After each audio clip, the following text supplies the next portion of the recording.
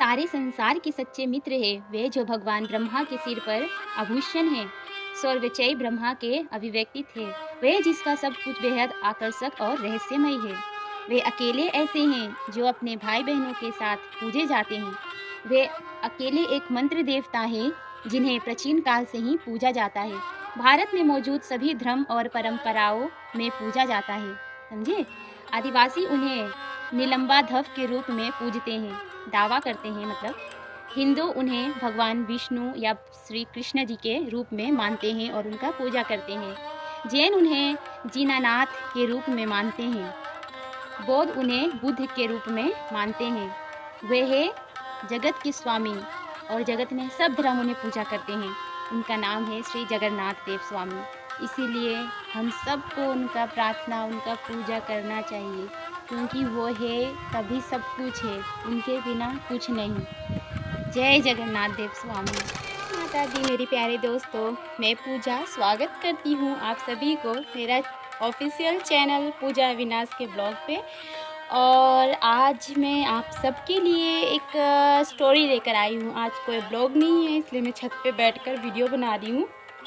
आज आप सबको एक बहुत ही अच्छा स्टोरी सुनाने वाली हूँ। स्टोरी नहीं, हकीकत है, लेकिन फिर भी स्टोरी कह सकते हैं। और आप सब शायद अभी मेरा ब्लॉग देखे नहीं होंगे। मैं अभी फ़िलहाल में ही एक ब्लॉग डाली हूँ जगन्नाथपुरी का।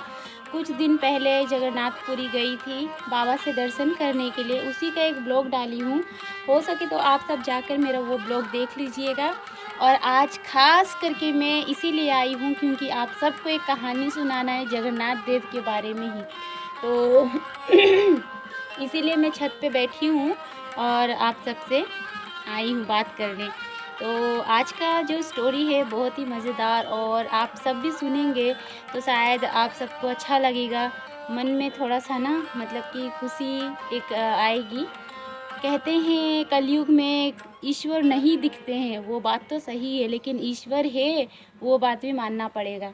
क्योंकि कहीं ना मुझे ऐसा लगता है कि भगवान हैं और वो सब कुछ सुनते हैं, लेकिन दिखते किसी को नहीं है वो।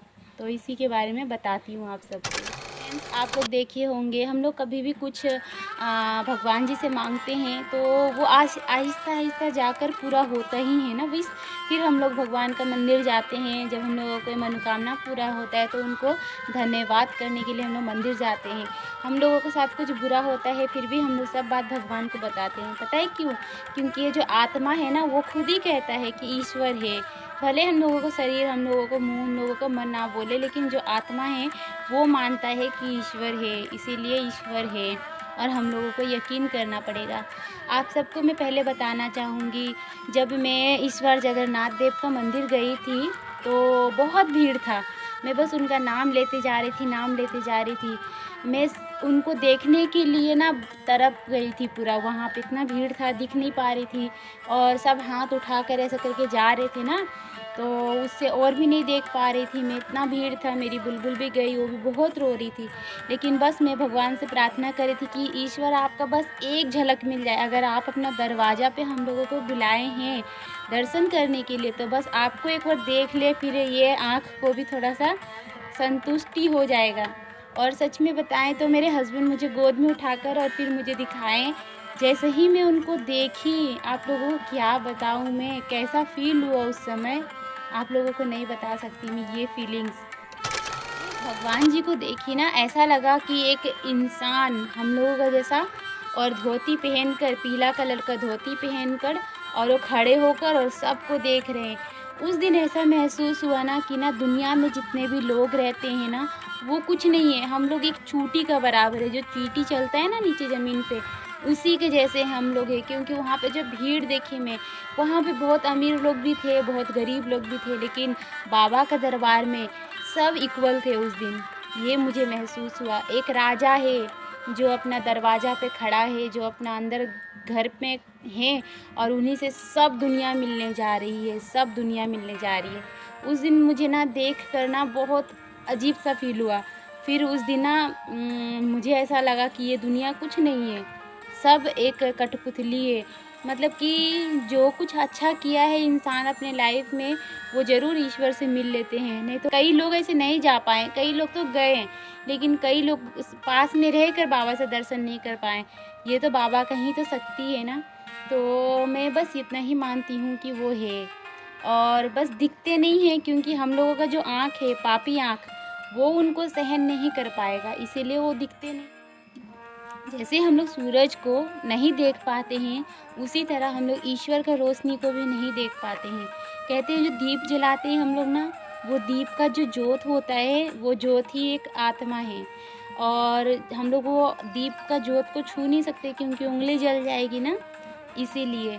और आप देखे होंगे, जब तक इंसान का शरीर में आत्मा रहता है, तब तक वो आग जो होता है, उससे छूने से इंसान मतलब कि चीख उठते हैं ना, दर्द होता है।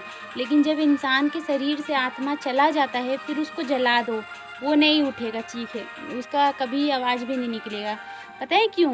क्योंकि शरीर के अंदर ऑलरेडी एक आत्मा है, इसी के लिए हम लोगों को वो आत्मा को छूने से दर्द होता है, ठीक है? एक जो ज्योत है ना, वो भी कहने से आत्मा है, और वो ऐसा वैसा आत्मा नहीं, वो परमात्मा ही है। क्योंकि हम लोग भगवान को ना छू सकते हैं, ना ही उनको देख सकते हैं। उसी तरह ना वो अग्नि है, जो उसको देख तो रहे हैं हम लोग, लेकिन उसको छू नहीं सकते हैं, उसे पकड़ नहीं सकते हैं। तो आत्मा ही है ना जो ज्योत है। तो इसी के लिए मेरा अनुसार मैं कह रही हूँ, इसलिए मैं बोलूँगी कि आप लोग सब ईश्वर पे भरोसा करिए, क्योंकि आप लोग करेंगे उन पे भरोसा, तो वो आप लोगों को ज़रूर सुनेंगे। मेरा सुनते हैं, हर बात सुनते हैं वो, मुझे ऐसा यकीन होता है। फ्रेंड्स, आज आप सबको जगन्नाथ देव के बारे में कुछ कहानी सुनाती हूँ। जैसे कि हम सब जानते हैं ना, जगन्नाथ देव का जो मंदिर है, वो एक हिंदू टेम्पल है ना। और ये जो टेम्पल है जगन्नाथपुरी, ये 4 धाम में से एक धाम माना गया है। जो यहाँ पे चले जाते हैं, उसका एक धाम इस जन्म में कंप्लीट हो जाता है। तो ये 4 धाम में से एक धाम है। कहते हैं जो जगन्नाथ देव पुरी है, ये स्वयं जगन्नाथ का अवतार कह सकते हैं। वो श्री कृष्ण जी ही हैं, जो जगन्नाथ देव है, ये स्वयं श्री कृष्ण जी ही हैं, और उन्हीं का नाम है जगन्नाथ। और जगन्नाथ का मतलब होता है जग का स्वामी, जो हम सबका रक्षक है। हम लोगों का वही तो रक्षा करते हैं ना। तो इसीलिए जो जगन्नाथ देव है, इन यहाँ पुरी में स्थित है। कहते हैं कि ये भगवान जी का ना एक रसोई है। यहाँ पे 56 भोग बनती है, आप सबको पता है। और यहाँ पे ना शाम होते होते कोई मतलब कि थोड़ा सा भी भोजन नहीं बचता है, सब लोग खा लेते हैं वहाँ पे। कभी फेंकाता नहीं है कोई भी खाना, कोई भी वहाँ का भोजन नहीं फेंक पाते हैं, सबको मिल जाता है प्रसाद के रूप में वहाँ पे।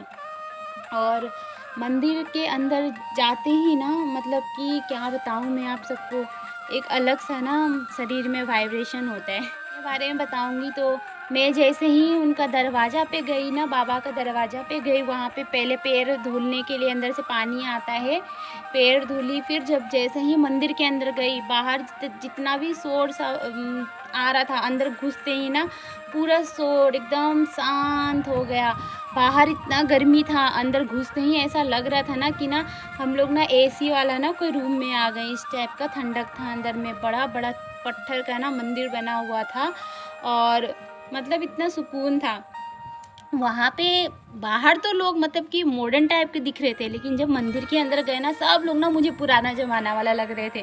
उन लोगों को देखकर ऐसा लग रहा था ना कि ये लोग आज के लोग नहीं है, पहले के लोग हैं, सब अंदर में पुराना ज़माना। और ना मंदिर भी बहुत पुराना, और इतना बड़ा मंदिर, मत पूछिए। एक चीज़ मैं नोटिस करी थी, बाकी जो वहाँ पे थोड़ा जो घर बना हुआ था, उन लोगों का तो परछाई ऐसा दिख रहा था, लेकिन ना जगन्नाथ देव का जो मंदिर था, उसका कोई शैडो नहीं था।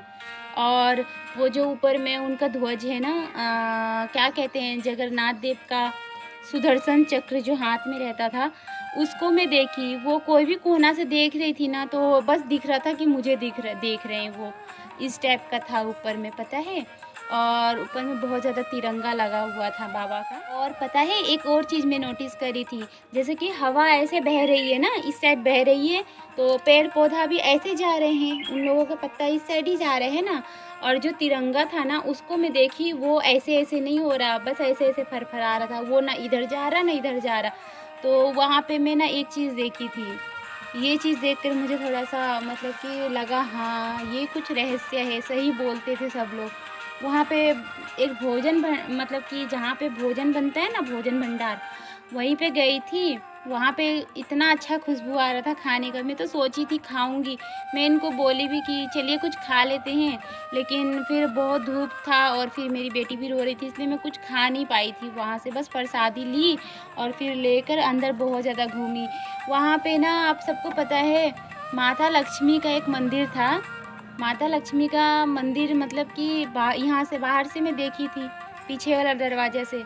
माता को देखकर ऐसा लग रहा था ना, मत पूछिए, ऐसा लग रहा था माता को देखकर कि माँ सच में है। ऐसा लग रहा था कि माँ देख रही है सबको, उनका आँख तो सच का लग रहा था दिखने में। पूरा शरीर पीला-पीला, आँख पूरा सच का दिख रहा था उनका। ऐसा लग रहा था ना वो सबको ऐसे करके निहार रही है, सब लोग देख रहे हैं। ये चीज़ मैं देखकर ना मेरा रोआँ खड़ा हो गया था। और फिर वहाँ पे भुवनेश्वरी माँ का मंदिर भी था, उसमें भी गई थी दर्शन करने माँ से। माँ भुवनेश्वरी से जब मैं दर्शन करी ना, तो जब माता को मैं देख रही थी, तो ऐसा लग रहा था ना कि माँ मुझे देख रही है, पता है? वहाँ पे ना सब कुछ ना असली का जैसा लग रहा था, ऐसा लग ही नहीं रहा था। मुझे ऐसा फ़ील हो रहा था ना कि मैं स्वयं मतलब कि स्वर्ग में आ गई हूँ। ऐसा लग रहा था कि ना इधर में ईश्वर है, यहाँ पे वो इंसान लोग नहीं हैं, यहाँ पे भगवान रहते हैं। बाकी लोगों को मैं भूल गई थी कि वहाँ कौन है, कौन नहीं है। बस मुझे ऐसा लग रहा था कि मैं हूँ, मेरे हस्बैंड है, मेरी बुलबुल है, हम तीनों हैं और मंदिर में कोई नहीं है। इस टाइप का मुझे फ़ीलिंग हो रहा था। मुझे कुछ भी नज़र नहीं आ रहा था, बस भगवान जी दिख रहे थे मुझे वहाँ पे कि सब दरवाज़ा में सब जगह ईश्वर है, बैठे हुए हैं अपना। और वो लोग ना देख रहे हैं, सबको देख रहे हैं, कौन इंसान क्या कर रहा है, कैसा मन लेकर गया है ना, वो सब देख रहे हैं। और उन लोगों को देखकर ऐसा लग रहा था ना कि वो लोग मुस्कुरा रहे हैं सबको देखकर। उनका दरवाज़ा पे आए हैं सबको देखकर और मुस्कुरा रहे हैं। जब मेरे हस्बैंड मुझे उठा के दिखाए थे ना जगन्नाथ देव को, तब उस समय पूरा मन ना एकदम खुश हो गया। ऐसा लग रहा था कि अब रो दूँगी मैं। काश बाबा का चरण मिल जाता तो उनका चरण जाके पकड़ लेती और बहुत ज़्यादा ना गलती कुछ भी लाइफ में हो उसका माफ़ी माँगती और बोलती भगवान जी आप सब कुछ ठीक करिए दुनिया में। क्योंकि दुनिया में बहुत पाप बढ़ गया है ना, इसीलिए। वहाँ पे भी मैं लोगों को नोटिस करी, बहुत लोग ऐसे थे। तो चलिए दोस्तों, मैं आज आप सबको जगन्नाथ देव के बारे में एक छोटा सा लाइन सुनाती हूँ कि जगन्नाथ देव हम सब के लिए क्या है। ठीक है, इसमें देख के मैं बताऊँगी क्योंकि ऐसा ही बताना पॉसिबल नहीं है। तो आप सब सुनिएगा, बहुत ही अच्छा है और आप सबका मन मोह लेगा ये बातें। ठीक है, जो रहते हैं उजालों में, जो रहते हैं अंधकार में, जो रहते हैं शब्दों में, जो रहते हैं निःशब्द में, मेरा हिंदी थोड़ा वीक है, ठीक है? जो रहते हैं ब्रह्मांड की शून्यताओं में, जो रहते हैं पृथ्वी के परिपूर्णताओं में, जो रहते हैं बच्चों की किताबों में, जो रहते हैं साधु के रुद्राक्ष में। अंधे की आँख है वे, लंगड़े की बैसाखी है वे। जन्म मृत्यु जीवन यौवन सूर्य चंद्र ग्रह नक्षत्र, इस संसार के जीवन मृत्यु के चक्र में सदा सर्वदा वे ही विद्यमान है जो है जगत के नाथ प्रभु श्री जगन्नाथ। समझे, ये सारा चीज़ है हमारे देव जगन्नाथ। वे जो सनातन धर्म के सभी देवताओं में सबसे रहस्यमय है, वह जो दया का सागर है। फिर मिलूंगी आप सबसे कुछ नया लेकर, तब तक के लिए जय माता दी।